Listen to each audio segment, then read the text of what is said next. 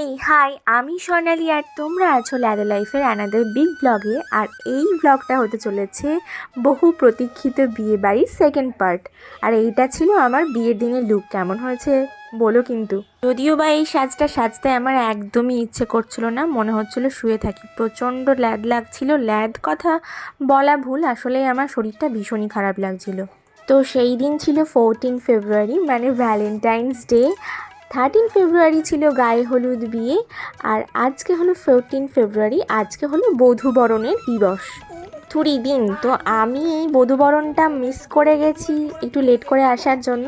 আর এখন চলছে বধূবরণের পর যে খেলাগুলো হয় না, মানে স্ত্রী আচারগুলো হয়, সেইগুলোই দেখতে থাকো।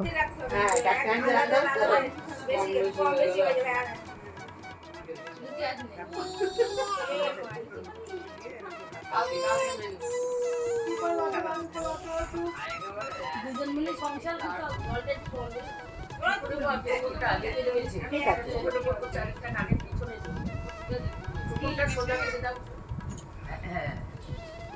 ঠিক আছে, এবার একটা একটা করে ছেড়ে দিই। শান্তকটা উড়ে যাচ্ছে।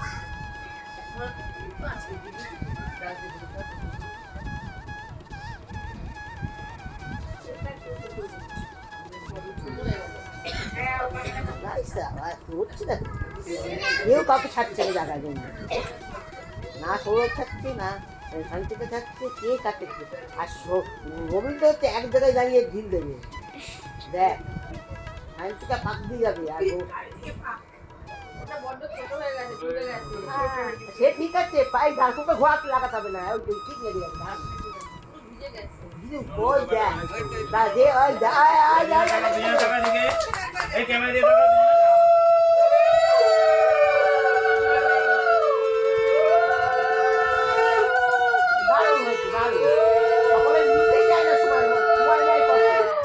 আর আজ হলো 15 ফেব্রুয়ারি, অর্থাৎ বৌভাতের দিন, বৌভাত পর্ব।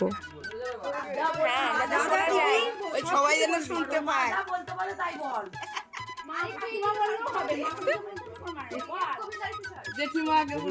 হ্যাঁ, মিডিলে এসো তোমরা।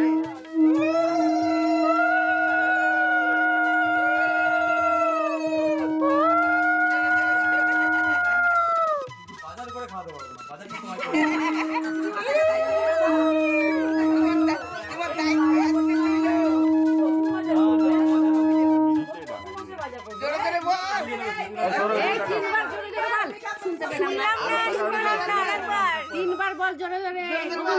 আজ থেকে তোমার ভাত কাপড়ের দায়িত্ব নিলাম। আবার বল। ভালো রাখার দায়িত্ব নিলাম। সব রকম দায়িত্ব নিলাম। দায়িত্ব নিলাম। সব কিছুরই সাহিত্য সাজা করে। এদিকে তাকাবে, ক্যামেরা দিয়ে তাকাবে।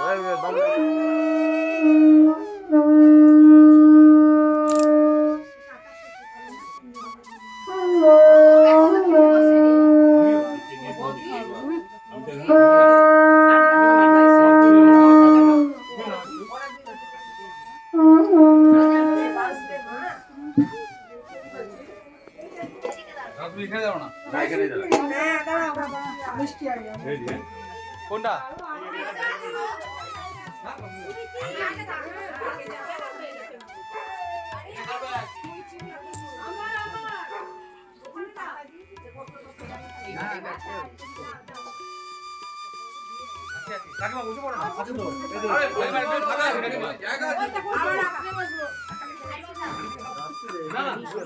বউ ভাত মানে শ্বশুরবাড়িতে প্রথমবারের জন্য বউয়ের ভাত কাপড়ের দায়িত্ব নেওয়া হয়।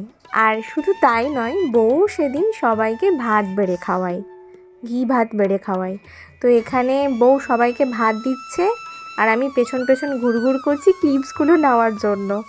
আমরা এখনও খেতে বসতে পারিনি, বউ আমাদের ভাতও দেয়নি। তো যাই হোক, বসলেই দেবে। 15 ফেব্রুয়ারি ছিল আসল বউ ভাত। তো আজকে সন্ধেবেলাতেও একটা সান্ধ্য আয়োজনে ঘরোয়া একটা বউ ভাতের আয়োজন করা হয়েছে। তো তখনই এই তত্ত্বগুলো এসেছে, যখন আমরা দেখছিলাম আর কি, তখনই এটা তুলে রেখেছি। খুব সুন্দর হয়েছে তত্ত্ব সাজানো। আর এগুলো কিন্তু সবই আমাদের নতুন বউ সাজিয়েছে নিজের হাতে, খুব যত্নে। সাজিয়ে রেখে দিয়েছে। গুছিয়ে গেছে রেখে দাও।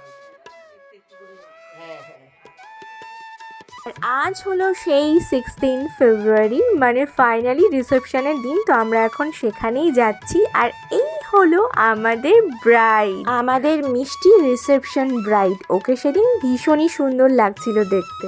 চারিদিকে প্রচণ্ড ভিড় ছিল, তাই প্রচণ্ড নয়েজ হচ্ছিল আর গান বাজছিল, তাই বেকার কপিরাইট খাওয়ার ভয়টা নিলাম না আর কি।